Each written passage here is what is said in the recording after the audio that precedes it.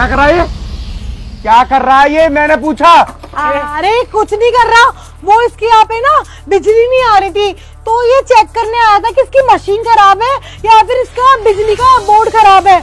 मेरी पूरी की पूरी टायर की स्टीयरिंग बाहर की तरफ है और तुम ब्लेड उसके पास ले जा रहे थे और मेरे को कहानियां सुना रहे हो। अरे आपके टायर पे ना नई नई डिजाइन लगा रहे थे, इस पे ना ताजमहल, मुमताज का नाम और बहुत सारी चीजें होती ना, वो सारी डिजाइनें डाल रहे थे। जिस हिसाब से मैं डिजाइन डाल रहा था ना कि आपका टायर ना बहुत महंगा हो जाए, और हमारे दुकान पे जो भी ग्राहक आता है ना, हम उसके टायर के साथ एक कोई ऐसी चीज करते हैं जिससे कि उसकी गाड़ी और टायर बहुत महंगा हो जाता है ना। अच्छा, मैं एक काम करता हूँ, तेरे माथे पे ना तीसरी आंख बना देता हूँ उससे, तो ये फिर तीन तीन जगह से दिखेगा। बना दूं? अरे नहीं भैया, उसके तो ऑलरेडी चश्मा लगा है, 2 आंखें तो और है उसके पास।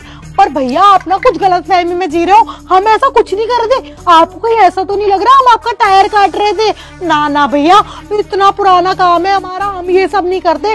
अब बाप दादा के जमाने से करते हुए आ रहे हैं। पंचर की दुकान, भगवान की दुआ से सब कुछ है घर में। इनको लग नहीं रहा था टायर काट रहे हो, तुम वो टायर काटने जा ही रहे थे। वो तो अच्छा हुआ इस टाइम पर आ गए, नहीं तो इस टायर को भी काट देते थे। कुछ देर पहले तुमने मेरा टायर काटा था ना, ये पता है कौन है? इस शहर के ऐसा ही है।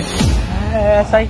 हाँ, पुलिस वाले। हाँ, पुलिस वाले। और ये ना, ये मेरे घर पे ही काम करता है, और ये सब्जी लेके जा रहा था, उसी वक्त इसकी साइकिल की खाली हवा निकली थी गड्ढे में आने से, और तुमने क्या किया, पूरा का पूरा इसका टायर काट दिया और इस बेचारे से 700-800 रुपए ठग लिए। तो इसने मुझे घर आते ही बताया कि भाई साहब मैंने उनसे टायर भी मांगा था कि मेरा फटा हुआ टायर दे दो, मैं साहब को दिखा दूंगा कि टायर फटा है, तो उन्होंने टायर देने से ही मना कर दिया। तभी मैं समझ गया था कि दाल में कुछ ना कुछ काला है। और इसने ये भी बोला कि साहब मैंने उनसे कहा कि कीले दिखा दो, कील छुपी होंगी, तो उन्होंने कीले भी नहीं दिखाई। तो मैंने सोचा क्यों ना मैं भी एक बार जाके देखूं पंचर वाले पे, जिसपे अपने आप टायर फट जाते हैं। और मजे की बात देखो, तुमने एक बार भी टायर की तरफ गौर ही नहीं किया जब मैं गाड़ी छोड़ के गया था कि टायर में तो फुल हवा है। भैया वो ना, मैं आपको ना पूरी बात बताती हूँ, ये दुकान मेरी नहीं है और मैं तो यहाँ पर काम करती हूँ, सब कुछ तो यही करता है। और यही मशीन लाया था, 70 रुपए किराए पे लाया था, 1000 रुपए जमा करके, और इसी ने बोला था अरे आप खुद की मशीन खरीद लूंगा। अरे मैं लेने के लिए गया था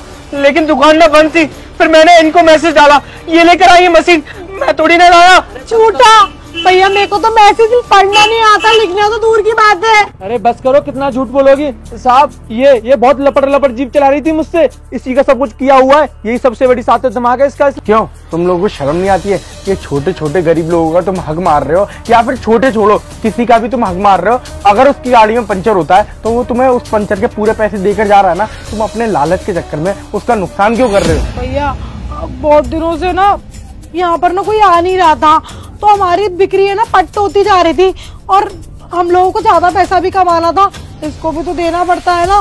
पहले एक बीड़ी में खुश हो जाता था, अब तो पूरे 500 रुपए मांगता है ये भी।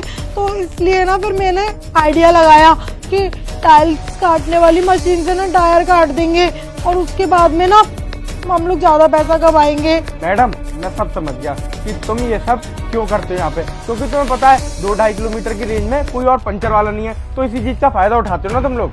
साहब इनको छोड़ना मत, इनको सीधा जेल में लेके जाना, वहाँ पर अपनी गाड़ियों में पंचर जुड़वाना, इनकी सारी की सारी गल ठिकाने आ जाएगी। जब पुलिस वाले खड़े रहेंगे ना इनकी छाती पर, और इन्होंने थोड़ी सी भी देर कर दी पंचर लगाने में, तो डंडे पड़ेंगे इनके ऊपर। तुम्हें पता है, अगर तुम खुद सोच के देखो, अगर तुम कहीं इमरजेंसी में जा रहे हो और तुम्हारा टायर पंचर हो जाए और पंचर वाला तुम्हारा पूरा का पूरा टायर काट जाए और हॉस्पिटल में तुम्हारी माँ बीमार पड़ी हो, तो फिर तुम्हें कैसा लगेगा? माफ कर दो भैया, आज के बाद ऐसी गलती कभी नहीं दोहराएंगे। बहुत बड़ी गलती हो गई, आपने जिंदगी का सबसे बड़ा सबक दे दिया।